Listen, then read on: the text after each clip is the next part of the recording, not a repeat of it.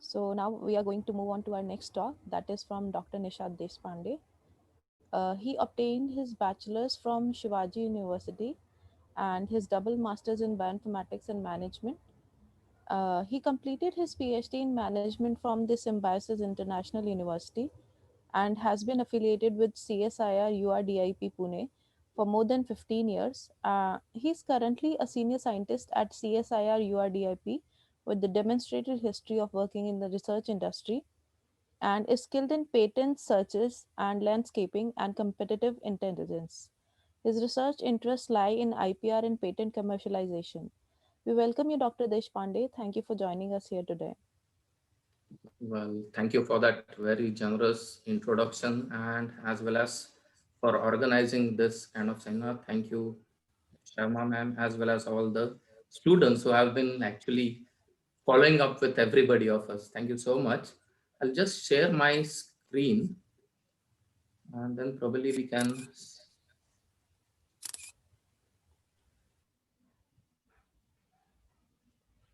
Is my screen visible? Yes, sir. Yes. So today I would be speaking on a landscape of recent bioinformatics patent. But before going into the landscape, let us, yeah, let me start with how I look with the bioinformatics.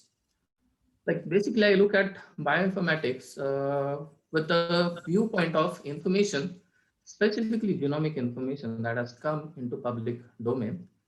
And this information, it comes from sequence, various sequences, biological sequences. It can be DNA sequences, protein sequences, the structures, the three-dimensional structures, it can be two-dimensional structures, as well as other related biological data, like we have efficacy data, as well as clinical trial information. So what has happened is in past 10 years, probably 20 years, there's this tremendous amount of data that has been generated, and it's practically difficult to analyze and make sense of this data by just human minds. So herein comes in bioinformatics, wherein with the help of certain machines, computers, programs, people, we human beings are trying to make sense of this data. And along with this data comes in certain issues, like probably we've all heard about the human genome sequencing, cellular genomics, Craig Venters going and filing patents, sequencing, claiming ownership on the genes itself. So like there are certain ethical issues also involved.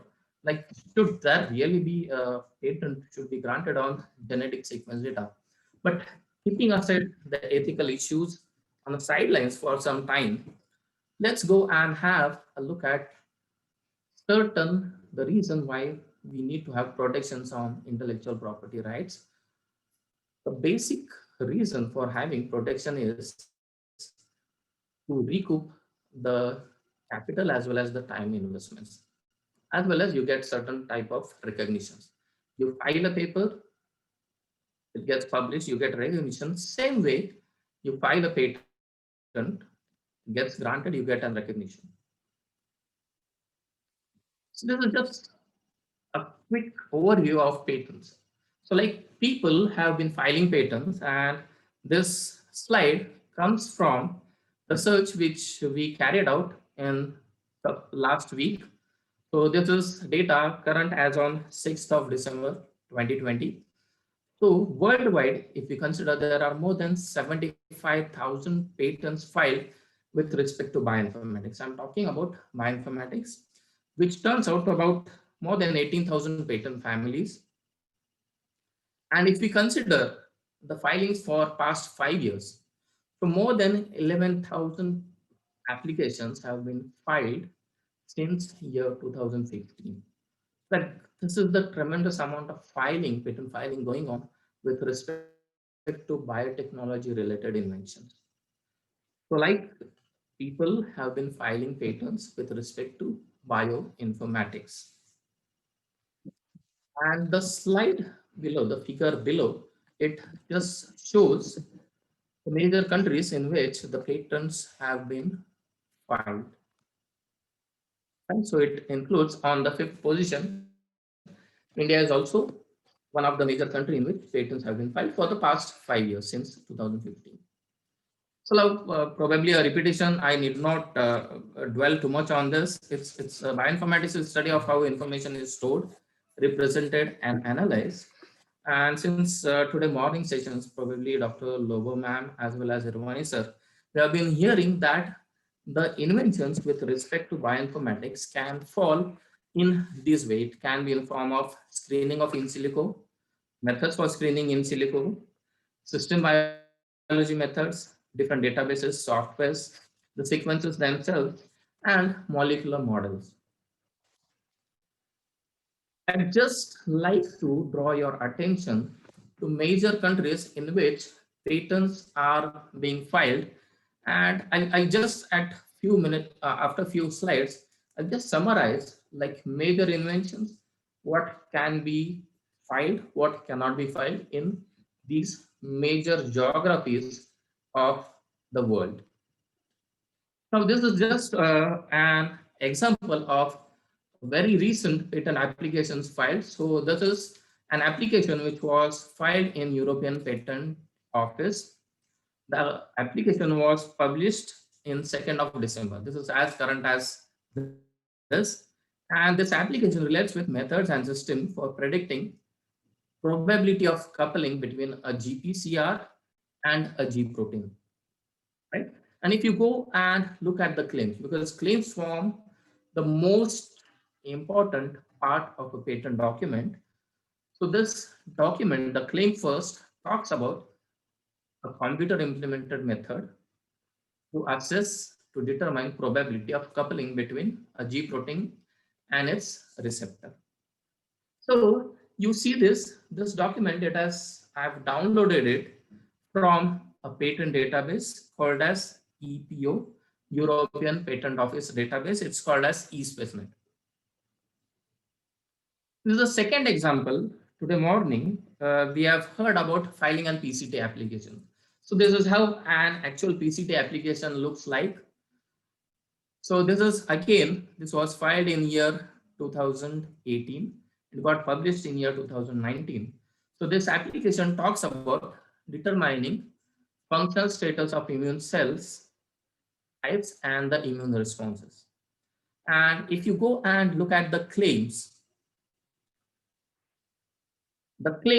talk about method relating to inferring activity of a signaling pathway. And what they are doing is, if you look at the last portion of the claim, I think my window is causing and it's overlapping. So yes, so it's talking about using a mathematical model, which is a linear model or Bayesian network model. So like if you see, people are going and filing these types of patent applications. So like what is patentable in various jurisdictions? A very quick review along with certain examples. Computational and mathematical modeling of complex biological systems. Here we have seen an example of a granted patent in US. So this is this example, system and a method for simulating operation of biochemical systems. Then we also have an example of granted patent in US as well as in EP, which talks about method and system for identifying functional biomolecules. Going to other important country, Australia, again a granted patent, a method to identify biological interaction and concepts in disease related pathway. In India, bioinformatics related methods may be considered as patent eligible. And we have this example, a method for identifying a drug discovery target. Just to summarize, like what all can be patented, what all cannot be, and the position where it's the conditions are still not clear. One thing to remember is most of the times the laws, litigations, and the guidelines derived from it are interpreted by the patent offices of that country, and then they'll issue an guidance.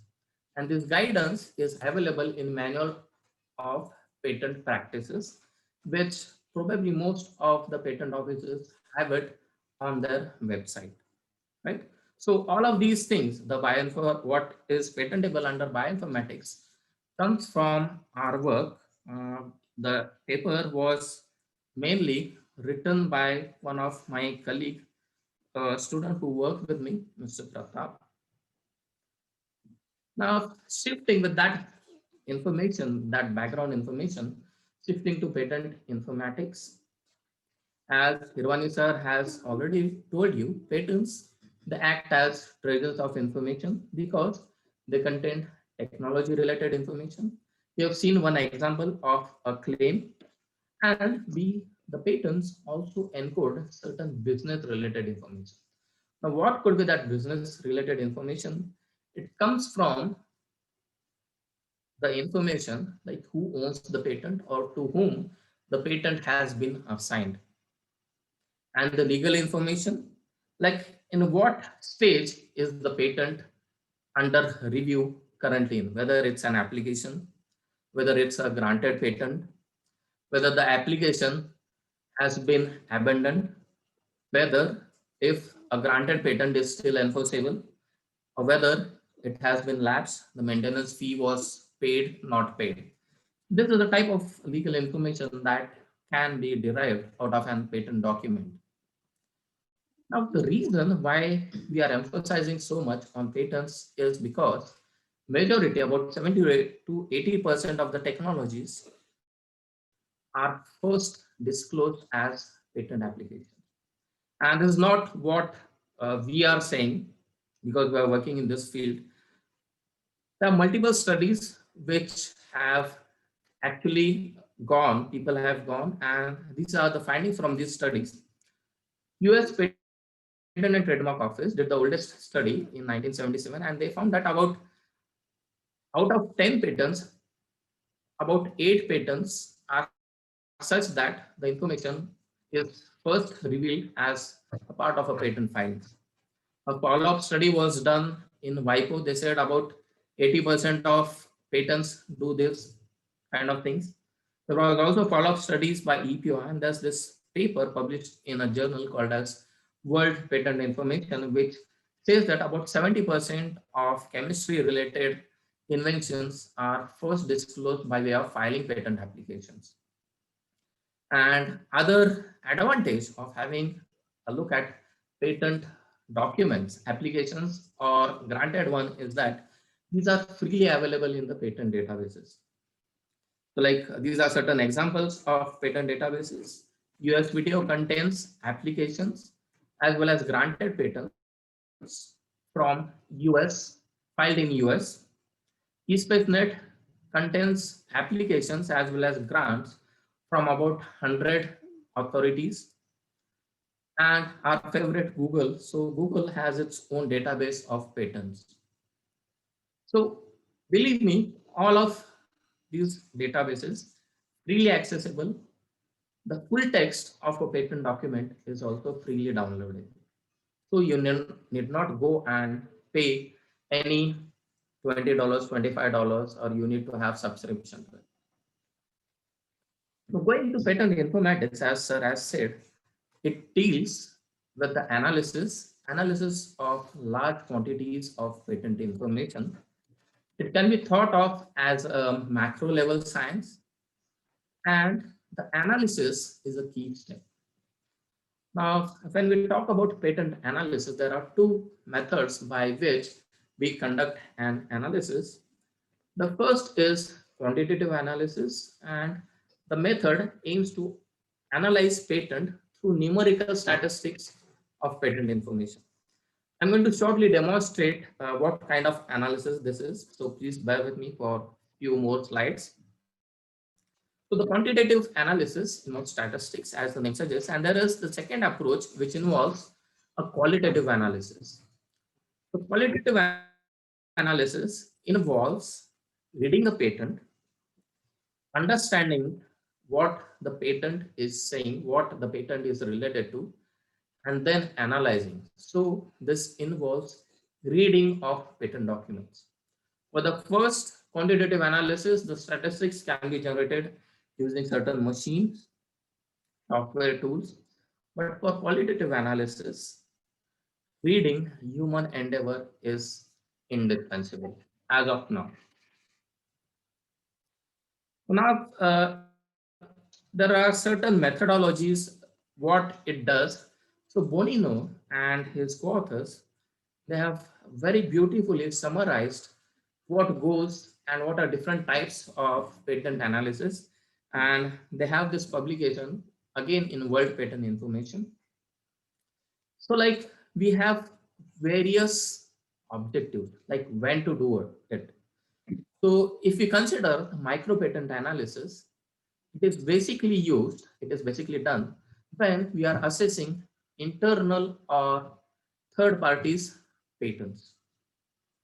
So there are certain indicators which go into this analysis, which are something like the family size, in which countries have the patents been filed, the number of citations that are assigned that have been given or that a patent has received. Other form of analysis involves looking at the technical details. So again, what we do is we go and have a look at what problems are getting solved and which approaches are being used by that particular document to solve a problem. As you might realize, a similar problem can have a solution in a different ways. So we are basically trying to assess for a given problem, what are the different approaches are used to provide a solution. Then we have a macro patent analysis in which we look at the internal or a third party's patent portfolio. Sir has already told about it. So I'll just move ahead. So the patent analysis, if we start analyzing patent, it basically involves a series of certain steps that we follow. The first step, what we do is we extract patents from the patent databases. So I've told you information about various freely available databases. There are also certain commercially available databases that are present. So this actually helps us, they provide us with certain value added features like we can make use of certain operators, proximity operators. Normally we all know like there are Boolean operators and or not, but we also need to have certain more specific operators. So these value added commercial databases, they provide certain value additions in form of providing proximity operators, while which helps us in reaching out with the relevant data sets. They also provide certain value added features in form of helping us export huge amounts of data, which is probably not possible to do it in free databases. And they also help us in reducing to one member per family. So one member per family is an invention gets filed in multiple jurisdictions. So the patent for an invention gets filed in multiple locations, but the invention remains the same. So when we are analyzing the information, what we do is for these family members, we take one representative member of that family, and then we go and have a look at it and then consider its technology. So if we do this so that we do not end up analyzing the same record multiple number of times, because at the back end, the invention is same. So after extracting patents from the database, then we go and start reading the patents to extract relevant information from the application or a granted patent. And using our domain knowledge, we extract information to infer with certain logical conclusions. So that's how the expertise in your domain knowledge comes in for. You can learn extraction, you can query your databases. It's all a mechanical thing, right? Similar to how we do a blast, right? You have a sequence, you convert it into a FASTA format, You go to NCBI, you go to EBI, you deposit. EBI comes back with certain result set hits, and then afterwards you go and you try to infer, right? You apply your domain knowledge. So you go and probably go and find out what's the percentage identity, what is percentage similarity, the parameters that went in, which metrics did I use, what are the gap penalties that I have used while I probably started to do a blast. For this, I need a domain knowledge. So based on my domain expertise, I come back and come out with a logical conclusions. So these are just the three major steps that go into analysis of patent. Now let's come back to objectives. So every task that we do goes with certain objectives. So this landscape has certain objectives. So the objective is to identify technologies that are getting patented, to find out various technology trends, and to identify major players in this areas. So the methodology involves searching of patent into, and we have used commercial database because we had access to it, and there was huge amount of data that's involved. And analysis, so we analyzed about 7,000 plus patent families. And for this landscape, we have considered publications starting from 2016 till 6th December 2020. Now, the reason why we have considered publications for the past 5 years is we already had a paper, we already have a paper published on it. So this paper contains analysis, a landscape containing data published up to December 2015. So I said this gives me an opportunity to at least update what's happened in past 5 years. So like all my analysis henceforth is based on the patents, 7,000 plus patents, which have been published in past 5 years. So if you look at it, the major technologies for which the patent protection has been sought, has been granted, it can be categorized into these broad technological areas.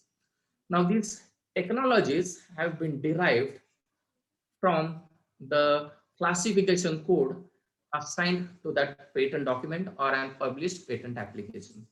So you see, there are more than 2,500 patents filed for inventions which are related to functional genomics or proteomics, followed by the applications, bioinformatics related applications, which involve data mining or machine learning.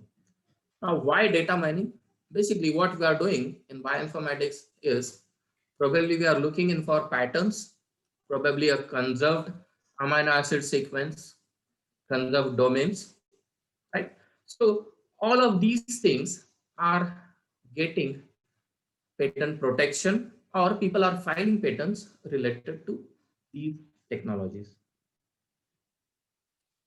So if I go into depth of this technology, so for this functional genomics or proteomics related area, if you see majority filings, the highest number of patent filings, these patents are talking about detection of allele or variant, followed by detection of binding sites or motifs, or determining the copy number or what type of ploidies can be inferred. Right.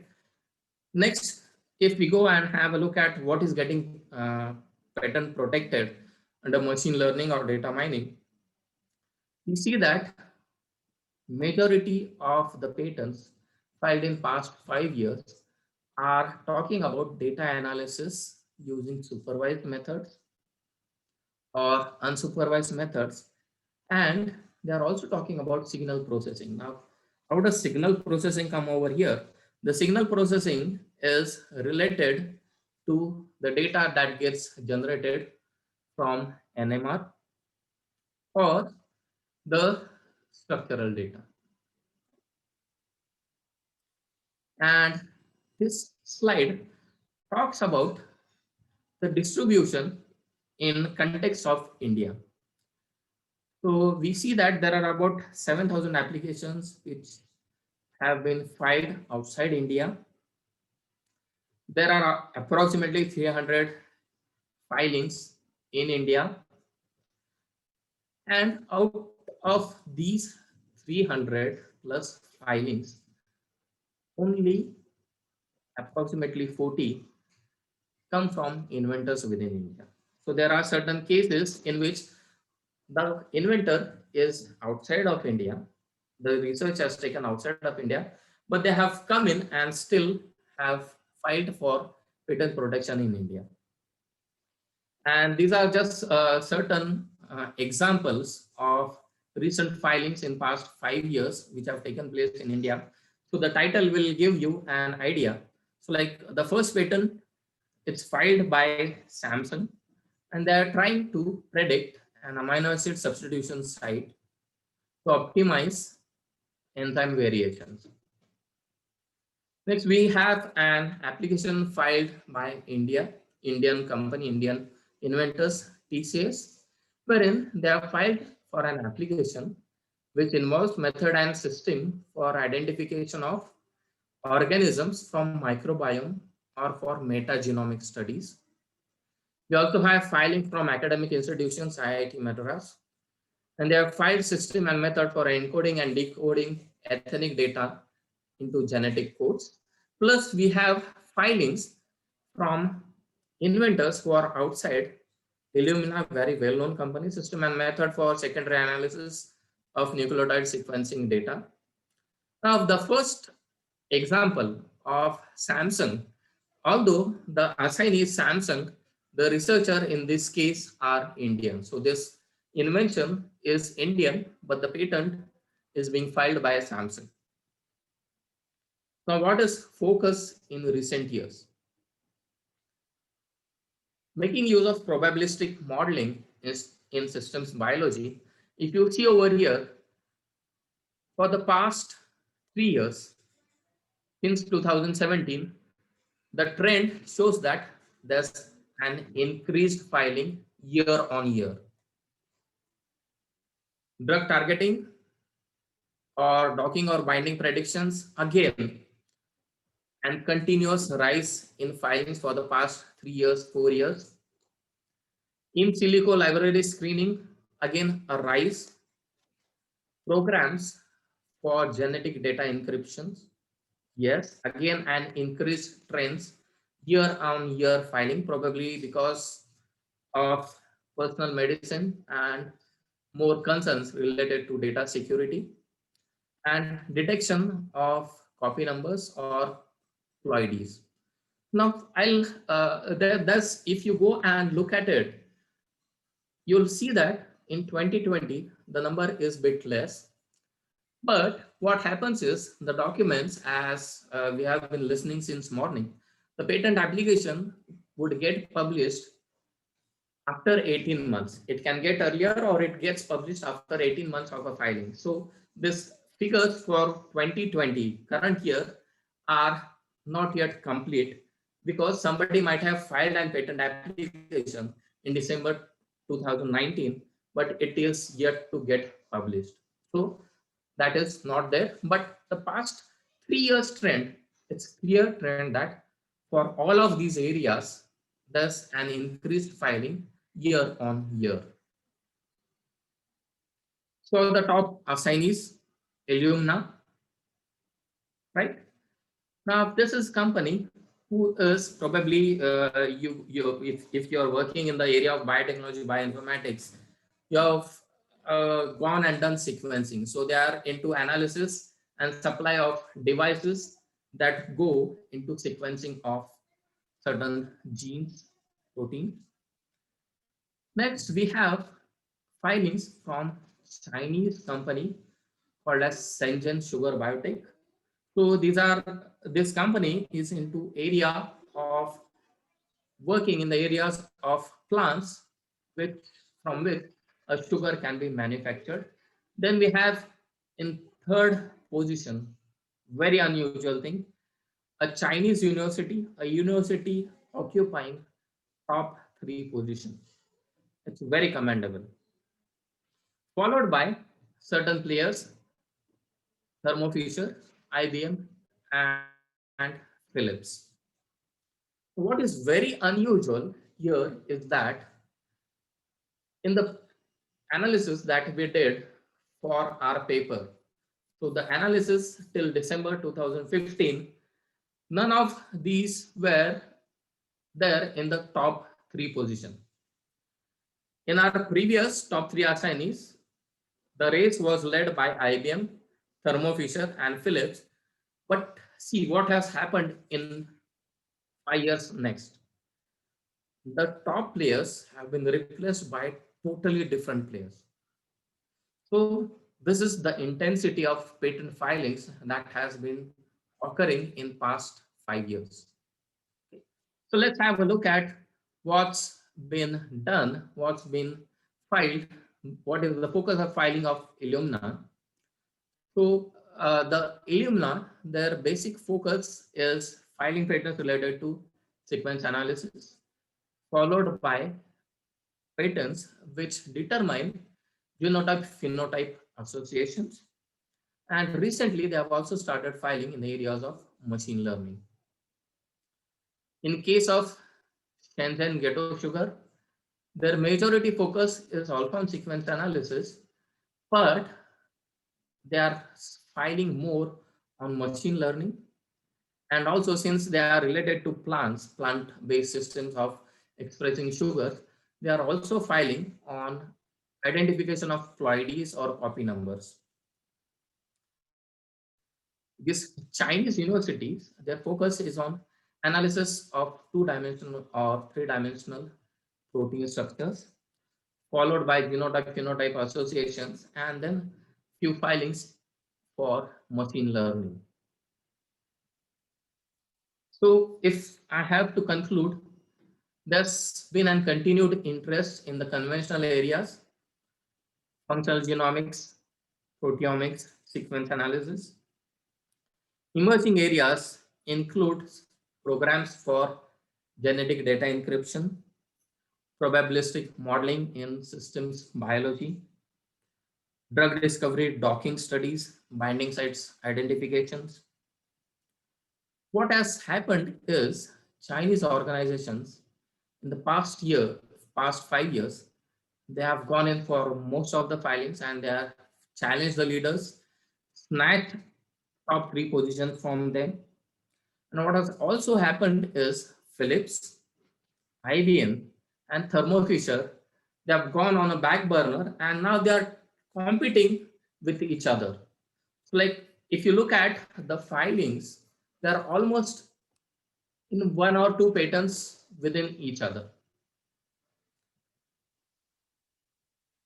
So Philips, if you look at it, Philips has been an late entrant into the field. And if you go and look into the data, probably not a patenting data, but what has come into public domain, what they have done is they have invested in hiring of new talents, and they have also invested in building life sciences facilities to understand disciplines such as molecular biology and bioinformatics. And as a result, what they have done is they have started filing applications which are making use of bioinformatics in medical diagnostics. So these are my contributors. So the first the paper for which got published in 2017, it contains a landscape up to December 2015. So Neha has been instrumental in working on those things. She has also in the second paper, she has also gone and had a look at major patent filers. So that analysis is based on filings based on major assignees of the biotech, bioinformatics related inventions, patents. With Pratap, we have a paper on what can be patented in a global perspective. So those 2 slides which talk about what is patentable, what is not patentable in different countries, It comes from the paper co-authored with Pratap. So if you are more interested, probably you can go and refer to these things. And thank you. If there are any questions, please, I'm open for the questions. Thank you, Dr. Deshpande, for sharing your knowledge about global scenario of patenting, what is patentable and what is not in different countries, specifically focusing on bioinformatics.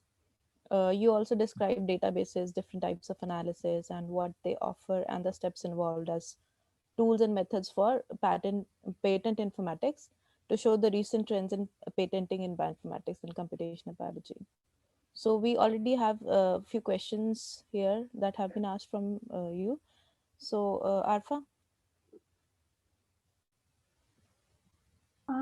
So the question is, why patent can't be filed at international level? What is the advantage of keeping territory as an important factor in patent filing? The basic reason for not having an international patent grant is every country, we love our own sovereignty, right? So we have our own laws with respect to patents. Say, for example, I'll give you an example of India. We allow patenting of certain things, certain are not allowed. I'll give, for example, method of treating humans. US allows patenting such kind of methods, but India, we don't allow it. Why? Would it be good if somebody goes and gets a monopoly for method of treating somebody, a human being, right? Secondly, if you look at our history, we wanted our, we being, when I say we, I mean India, being a developing country, we wanted our industry to grow. We wanted our people to get access to medicines. So certain things are patent eligible, certain things are not. We have our own laws drafted and we have to respect our laws. So we need to have a control on what we want to do, what we cannot, don't want to do, right? I hope this answers the question. Yes, but okay. To add this, can I say that it is just for like, just like it's our country, like it's India, and so the patent rule will be according to this country and not the international level, because maybe because of the geographical condition, the like our inventions are according to that also. No, probably what I would say is that every country will have their own framework of laws depending on the policies. So we have a law. Based on this law framework, we try to fit in all the relevant things. Right. See, for example, I'll give you another example. What our law says is that for a software program, you cannot have a patent. And why we cannot have a patent for a software program is our law provides protection to software by way of giving, issuing copyrights. So now, if a program, if a software gets copyright protection, why to give it a dual protection? Because it's already covered under copyrights, why have a patent on it? Right? So we have to follow a legal framework, and legal framework is set by our lawmakers, the parliament. So we need to follow it. Right? Now, take an example. We live in our own houses. We also live in certain colonies. What happens in our own house is governed by us. We don't like anybody else coming and telling us what to do in our house. So our country is our house. We will frame our own laws, what should be done, what shouldn't be done in our own house. But there are certain common frameworks how to behave in society. That society decides. Which again comes, if I want to correlate it with the patent, patent should have three criteria: novelty, non-obviousness, industrial application, universally accepted. But the subject matter on which to grant a patent is decided by individual countries. Hope I'm clear now, more clear. Yes, I sir. like to intervene. See, the laws are depending on your socio-economic conditions, the stage of development. The Western countries have a history of 300 years of development. So they would like to bring in law which are beneficial to them, but they may not be beneficial to us. So we would like to see conditions in our country, like in the case of pharmaceuticals, we brought in law in 1972 saying we will not allow product patents. That enabled our pharmaceutical industry to grow, have capability in the process chemistry. Therefore, today we are the world's pharmacy. So these are our internal conditions. So based on our own benefits and advantage, we like to frame our laws. So we can't allow some other third countries or a multilateral body to decide law for ourselves. So at a particular point in time, what is good for our industry, our development, our society will like to do. That is the reason we don't want to have uniform laws. Now it's very clear. Thank you, both of you. There is another question. By seeing the current patent scenario with respect to biotechnology, should a researcher go for defensive publication?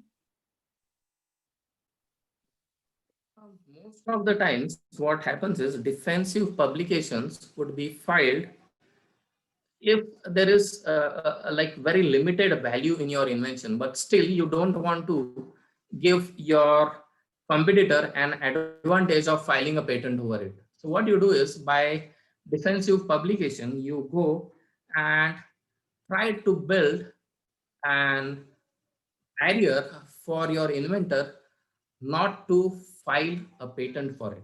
So even if he files a patent, it won't be granted. So yes, in a way, a defensive publication is a strategy that can be used. Okay, thank you. And another question is, what is the difference between extended family and simple family members?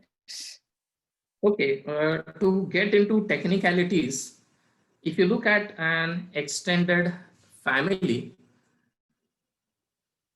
all the family members will at least share a single priority date and a priority number. Whereas simple families will have identical priority number. So I'm assuming a person who has asked this question knows about priorities. So that's the reason why I've told about considering the priority dates and priority numbers. Okay, thank you, sir. So, can I ask a question, Manisha, if you allow me? Yes, ma'am, sure. Yeah. So, Dr. Deshpande, very interesting. You have shown that a lot of people are now filing patents in the area of bioinformatics and particularly genomics and proteomics. I was just wondering that if we do the same kind of analysis with the patents granted versus patent filed, would the trends change? Because majority of the patents which are filed may not be granted.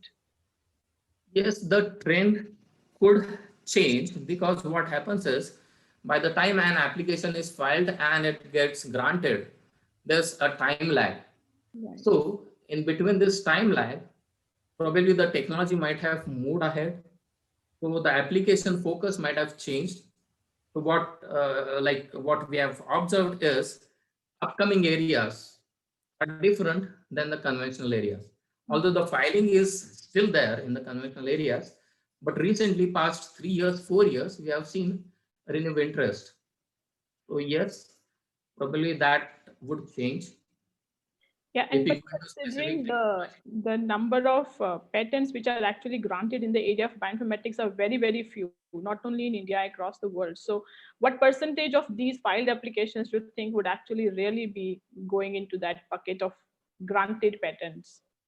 I cannot comment on the percentage, but definitely yes, it's going to be less than the applications that were filed. Yes, You can that's for approximate sure. around 50% or so. Okay. Okay, general trend. And actually, this is not only restricted to bioinformatics. This trend is for almost every technology. Right. Thank you. We have one more question. Uh, Kashmira Parihar, she asks, as you already said, a software for analyzing amino acid nucleotide sequences is protected under Copyright Act. Is it okay to share complete source code of such softwares with these authorities, or we should keep some part hidden while going for copyright? Now, you will get a copyright for the way in which the codes are there. So, like the written form of a code would you would need to submit it. So, whatever protection you want, you'll have to disclose it. Okay. And it's if you look at the copyright, like probably your lines of code are there, but somebody else could also code it in a different way and get a copyright for his program, and both the programs would be achieving the same objectives.